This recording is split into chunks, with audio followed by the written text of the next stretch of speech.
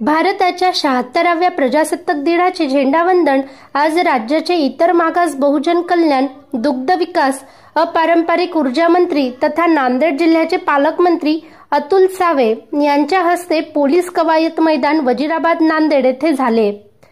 यावेळी त्यांनी नांदेड जिल्ह्याच्या विकासासाठी शाश्वत शेती व शाश्वत ऊर्जेच्या सर्व प्रकल्पांना पूर्ण क्षमतेने कार्यान्वित करण्याचा संदेश यंत्रणा दिला।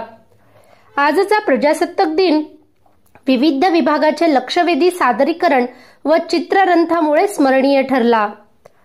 आज सकाळी 9:15 पालकमंत्री अतुल सावे यांनी ध्वजवंदन केले।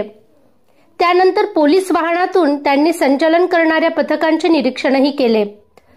आजच्या परेडचे नेतृत्व पोलीस उपाधीक्षक तथा उपविभागीय पोलीस अधिकारी डॉक्टर अश्विनी जगताप यांनी केले।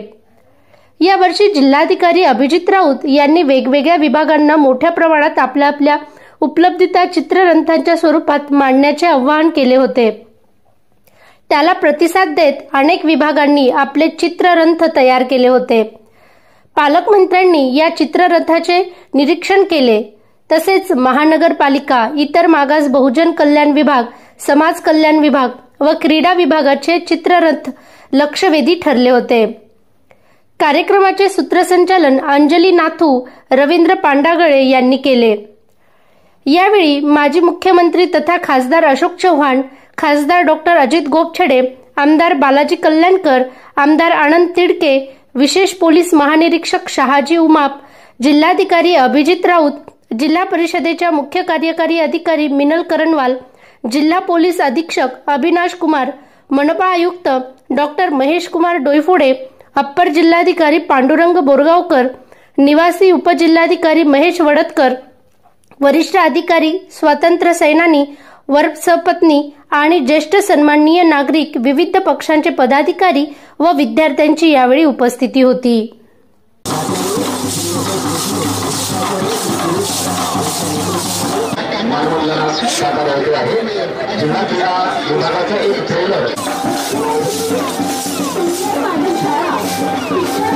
क्रीडा हब म्हणून ओळखले जाते आहे।